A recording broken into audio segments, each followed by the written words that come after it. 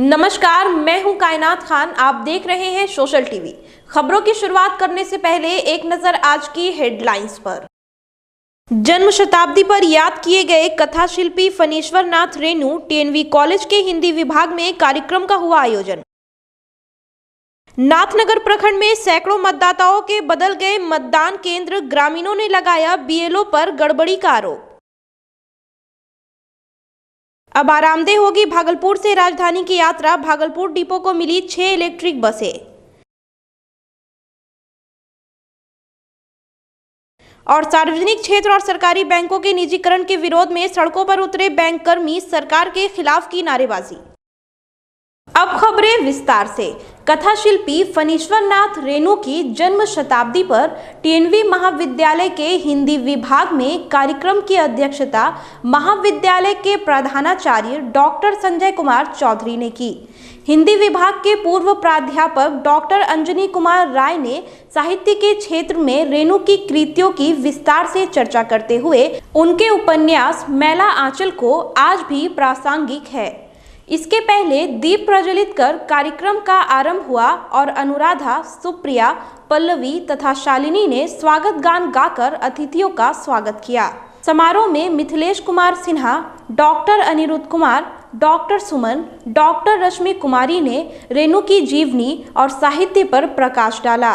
फणीश्वर नाथ रेणु, जिनका जन्म 4 मार्च 1921 को पूर्णिया जिले, उस समय पूर्णिया जिले का औराई हिंगना, जो आज भी फारबिसगंज जिले में है, उनका जन्म हुआ।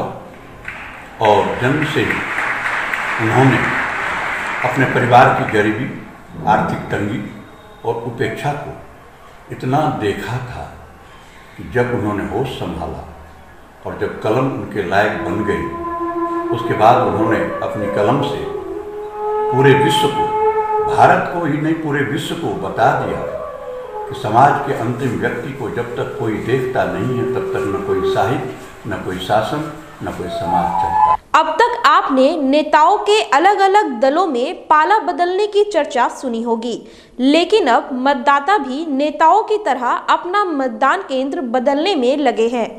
विधानसभा चुनाव में किसी और बूथ के वोटर थे, जबकि पंचायत चुनाव आते ही उनका मतदान केंद्र बदल गया।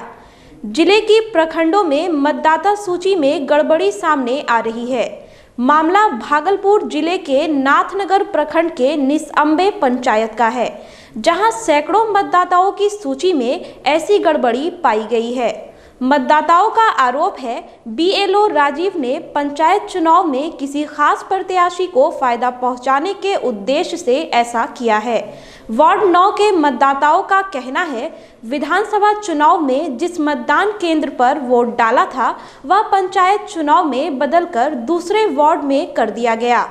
इसकी शिकायत ग्रामीणों ने जिलाधिकारी से भी की, लेकिन मतदाता सूची में सुधार नहीं किया गया। ऐसे मतदाताओं में इस बात को लेकर खासी नाराजगी देखी जा रही है। 9 नंबर वार्ड में है निसअंबे पंचायत।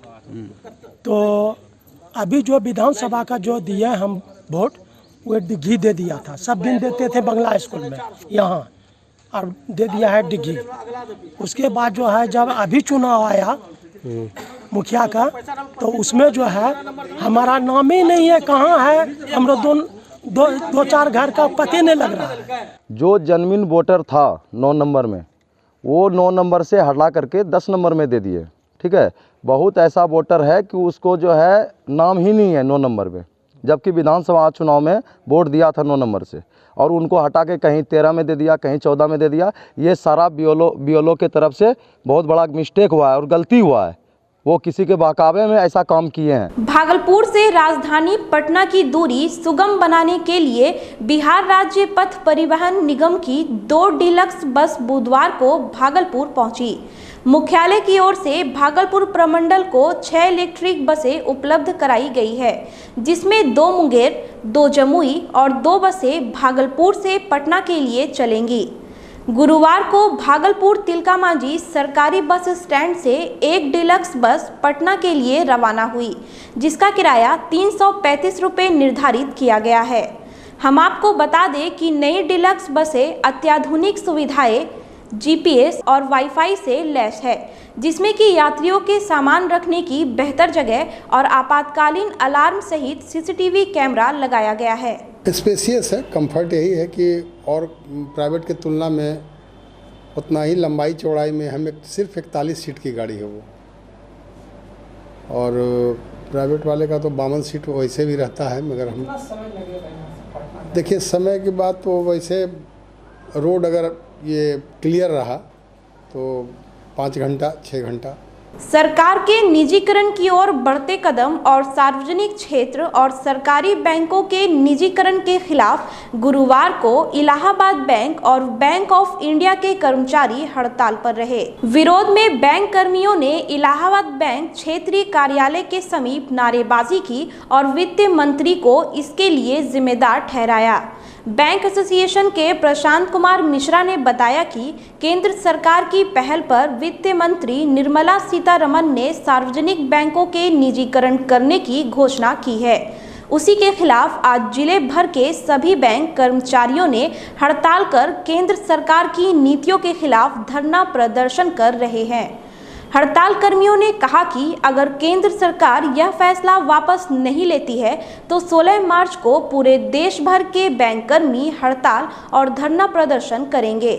ये निर्णय लिया है कि कुछ बैंकों का निजीकरण किया जाएगा, उसके विरोध में हम लोग आज धरना पे बैठे हैं, क्योंकि ये हमारे अस्तित्व की लड़ाई है। हम पब्लिक सेक्टर बैंक के रूप में काम कर रहे थे, जनता के कल्याण के लिए काम कर रहे हैं। ये आपको सुविधा प्राइवेट बैंक नहीं दे सकती है। अगर बैंक में इतने पब्लिक सेक्टर बैंक में गरीब मजदूर इस टाइप के लोग जिनका जीरो बैलेंस पे हमने अकाउंट खोला है जनधन योजना के तहत, उन लोगों को जो सुविधाएं दी हैं, अगर ये सुविधा आपको प्राइवेट बैंक दे सकती तो वो क्यों नहीं जनधन खाता खोला। 2 दिन पहले बांग्लादेश की जेल से 4 साल बाद राजेंद्र दास उस्तु जब अपने घर लौटा तो परिजनों की खुशी का ठिकाना नहीं रहा। लेकिन राजेंद्र की हालत देखकर अब उसके माँ बाप चिंतित है। राजेंद्र दास चुपचाप गुमसुम रहता है। वह यह तक नहीं बता पा रहा है कि उसे क्या तकलीफ है। उसकी पत्नी सरिता देवी भी अपने पति की यह हालत देखकर सदमे में है।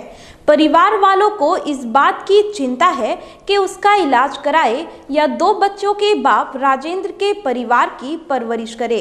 पत्नी ने बताया, दिल्ली जाने के पहले राजेंद्र भला चंगा था और खुशी खुशी से परिवार वालों से कमाने की बात कहकर घर से निकला था। अचानक वह भटक कर मुर्शिदाबाद चला गया, जहां से बांग्लादेश के बॉर्डर में घुसने के बाद उसे जेल में डाल दिया गया। फिर उधर से सूचना आया कि वहाँ बांग्लादेश बॉर्डर पार हो गया। फिर उधर से 4 साल 8 महीना रहा था। फिर इधर आया था सूचना। गांव के सरपंच द्वारा सूचना मिलने के बाद बहरे बाप और बूढ़ी मां ने प्रशासनिक अधिकारियों के पास गुहार लगाई, लेकिन राजेंद्र की रिहाई संभव नहीं हो सकी। इस बीच ह्यूमन राइट्स अम्ब्रेला फाउंडेशन के चेयरमैन विशाल रंजन दफ्तुआर राजेंद्र के जीवन में देवदूत बनकर आए और उनके प्रशासनिक पहल के बाद रिहाई हो सकी। गांव वालों ने अगर राजेंद्र के परिवार की मदद नहीं की होती तो वह बांग्लादेश की जेल में रह रहा होता। ये जो रो तो रही थी, इसका वीडियो मेरा भाई देखा था दिल्ली में। तो वो जब आया तो गांव में इनकी माँ से मिला।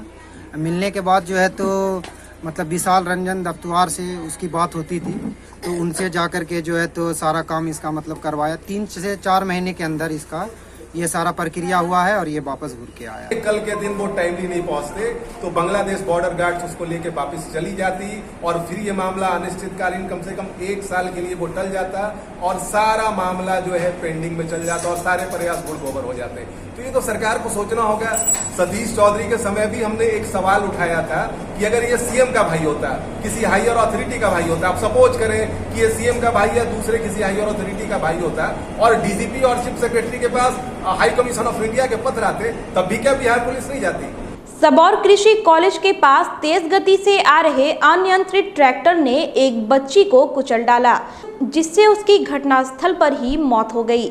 बताया जा रहा है छात्रा आशा कुमारी साइकिल से ट्यूशन पढ़कर अपने घर मिर्जापुर आ रही थी, तभी सामने से आ रहे एक तेज रफ्तार ट्रैक्टर ने बच्ची को जोरदार ठोकर मार दी, जिससे मौके पर ही उसकी मौत हो गई। बच्ची की मौत के बाद आक्रोशित लोगों ने सबौर के पास NH 80 को जमकर हंगामा किया और मीडिया कर्मियों के साथ भी बदसलूकी की। बाद में मौके पर पहुंचे बड़ी संख्या में प्रशासन के अधिकारी एवं पुलिस के द्वारा लोगों को समझा बुझाकर जाम को समाप्त कराया गया। वहीं 3 मार्च की सुबह बाराहाट दुर्गापुर निवासी गुड्डू मंडल की हाईवा की चपेट में आने से मौत हो गई। मृतक के भाई किशोर कुमार मंडल ने बताया, गुड्डू मंडल बाराहाट निवासी हाईवा मालिक के पास विगत कई वर्षों से उपचालक के रूप में काम करता था।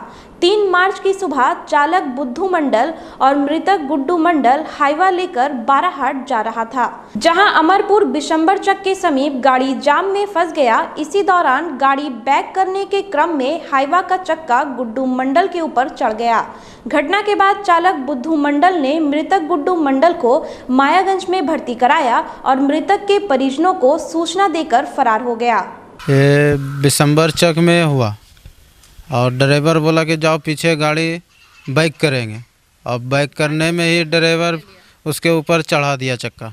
भागलपुर जिला महिला सशक्तिकरण कार्यालय में मंजूषा कला पर आधारित 15 दिवसीय वर्कशॉप का 4 मार्च को समापन हुआ। ICDS की DPO अर्चना कुमारी ने बताया कि लोक कला मंजूषा और बेटी पढ़ाओ बेटी बचाओ के माध्यम से जिले के अनुसूचित जाति अनुसूचित जनजाति वर्ग की लड़कियों को स्वावलंबी बनाने के लिए 15 दिवसीय वर्कशॉप का आयोजन किया गया, जिसमें जिले के 30 से अधिक लड़कियों ने हिस्सा लिया। हम लोगों का ये 15 दिवसीय वर्कशॉप था, यह समाप्त हुआ है मंजूषा कला का। तो यहाँ जो बच्चियाँ हमारी मतलब क्षेत्रों में जो अभिवंचित वर्ग की बच्चियाँ हैं, मतलब दलित वर्ग से आती हैं या आर्थिक रूप से ये हैं, तो उनके आर्थिक स्वावलंबन हेतु मंजूषा कला जो यहाँ की लोकल कला है, मतलब लोक कला है, तो उसका प्रशिक्षण निःशुल्क प्रशिक्षण इन बच्चियों को दिया गया। भारतीय जनता पार्टी जिला कार्यालय में 2 दिवसीय प्रशिक्षण वर्ग शिविर का समापन गुरुवार को हो गया। पंकज सिंह की अध्यक्षता में आयोजित शिविर में जिला उपाध्यक्ष विजय कुशवाहा, दिलीप निराला और जिला महामंत्री देवव्रत घोष ने कार्यकर्ताओं को पार्टी की आधारभूत संरचना, विचारधारा और अनुशासन से संबंधित विषयों की जानकारी दी। प्रशिक्षण शिविर में प्रणव दास, इंदु भूषण झा, मुन्ना सिंह, सुमन भारती समेत अन्य कार्यकर्ता मौजूद थे। देश में चल रहे किसान आंदोलन के समर्थन में विभिन्न संगठनों के सदस्य बिहार का दौरा कर रहे हैं। आंदोलन के समर्थन में स्वराज अभियान के अखिलेंद्र प्रसाद सिंह गुरुवार को भागलपुर पहुंचे। उन्होंने कृषि बिल को कॉरपोरेट घराने को फायदा पहुंचाने वाला बताते हुए इसे अविलंब वापस लेने की मांग की। उनका मानना है सरकार न्यूनतम समर्थन मूल्य के लिए आयोग का गठन कर उनके सुझावों के आधार किसानों के सभी उत्पादों के खरीद की गारंटी दे। वो बिल किसान विरोधी हैं, जन विरोधी हैं और देश के हित में नहीं है। ये केवल किसान ही नहीं, आम लोकमत ये कहता है कि एक कुछ कारपोरेट को एग्रीकल्चर मार्केट पर पूरा कंट्रोल करने का अधिकार देना यह हमारे देश के हित में नहीं है। फिलहाल खबरों में इतना ही। अब मुझे दीजिए इजाजत। नमस्कार।